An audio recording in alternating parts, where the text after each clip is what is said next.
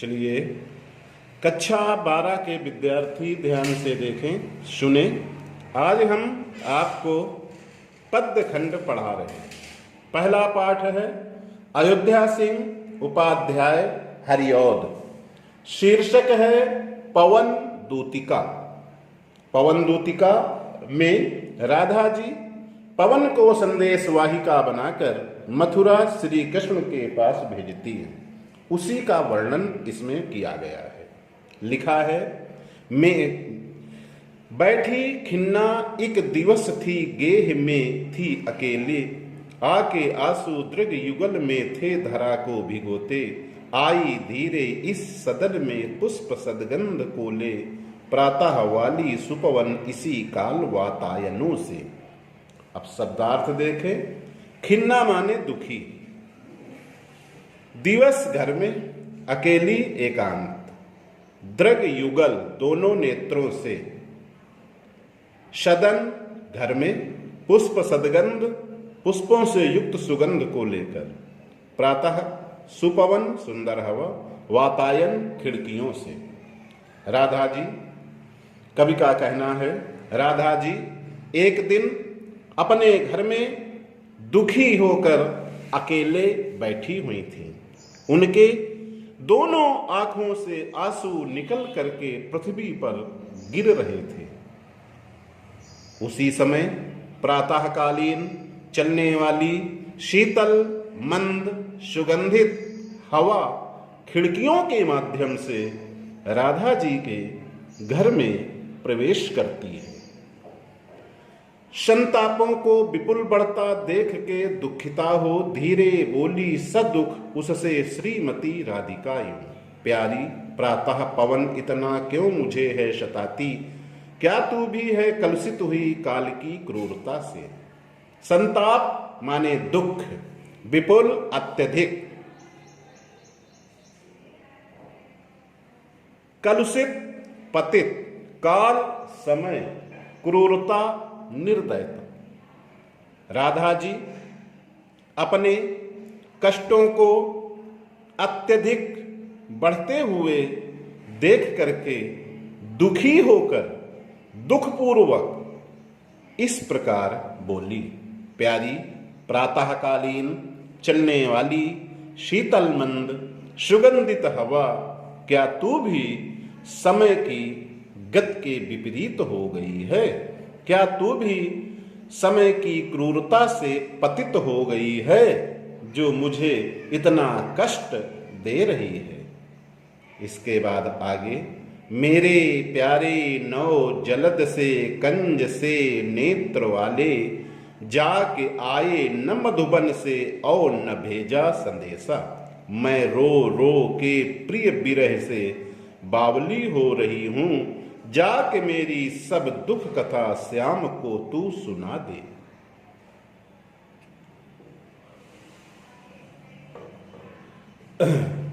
मेरे प्यारे नौ जलद से कंज से नेत्र वाले, जाके आए न मधुबन से और न भेजा संदेशा, मैं रो रो के प्रिय विरह से बावली हो रही हूं, जाके मेरी सब दुख कथा श्याम को तू सुना दे। राधा जी पवन से कहती हैं, हे पवन, मेरे प्यारे, नौ माने नवीन, जलद माने बादल, नवीन बादल के समान शरीर वाले और कंज के समान नेत्र वाले श्री कृष्ण जब से ब्रज से मथुरा गए तब से वे वापस नहीं आए हैं और ना ही उन्होंने मेरे लिए कोई संदेश भेजा है।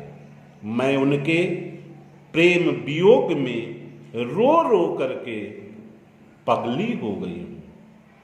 तू यहां से मथुरा जा और वहां कृष्ण को मेरी सारी दुख की कथा सुना दे। ज्यों ही मेरा भवन तज तू अल्प आगे बढ़ेगी, शोभा वाली सुखद कितनी मंजू कुंजे मिलेंगी, प्यारी छाया मृदुल स्वर से मोह लेंगी तुझे वे, तो भी मेरा दुख लख वहां जान विश्राम लेना। राधा जी पवन से कहती हैं, पवन, जैसे ही तुम मेरे महल को त्याग कर मथुरा के रास्ते में थोड़ा सा आगे चलोगी, उसी रास्ते में तुम्हें न जाने कितनी सुंदरशाली और अच्छी कुंज वृक्षों की छाया मिलेंगी। प्यारी छाया, वे तुम्हें अपने स्वर से मोह लेने का या मोहित करने का प्रयास करेंगी, लेकिन मेरे दुख को देख करके तुम्हें वहां विश्राम नहीं लेना है और अपने रास्ते पर आगे से ही आगे बढ़ते रहना है। इस पवन दूतिका में पूरे में वियोग श्रृंगार है, भाषा खड़ी बोली है, छंद मदाक्रांता है और उपमा अलंकार है। अब इसी के अनुसार पद्य के आधार पर दिए गए प्रश्नों के उत्तर देखें, जितना पढ़ाया उसी में एक आध मिलेगा। ये देखो मिल गया।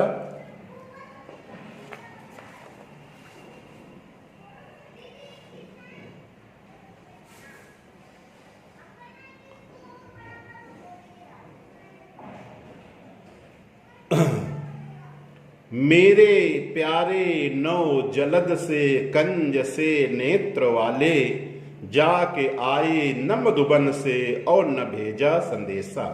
मैं रो रो के प्रिय विरह से बावली हो रही हूँ, जाके मेरी सब दुख कथा श्याम को तू सुना दे। अब इसका पहला प्रश्न है पद्यांश की रचना एवं रचनाकार का नाम अथवा उपर्युक्त पद्यांश का संदर्भ। तो इसमें रचना में पवन दूतिका और रचनाकार में अयोध्या सिंह उपाध्याय हरिऔध। दूसरा प्रश्न है रेखांकित अंश की व्याख्या। नीचे की दोनों लाइनों में रेखांकित है। इसमें लिखेंगे राधा जी पवन से कहती हैं कि हे पवन, जब से कृष्ण मथुरा गए हैं तब से वापस नहीं आए।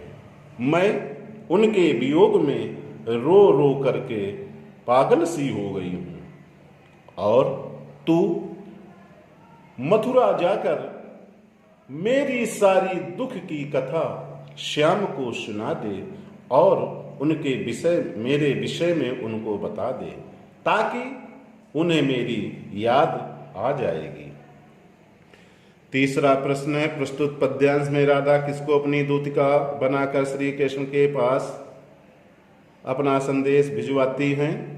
तो प्रस्तुत पद्यांश में राधा जी पवन को अपनी दूतिका बनाकर श्री कृष्ण के पास अपना संदेश भिजवाती हैं। श्री कृष्ण कहाँ जाकर वापस नहीं आए? श्री कृष्ण मथुरा जाकर वापस नहीं आए। श्री कृष्ण के विरह में रो रो कर कौन पागल हो रही है?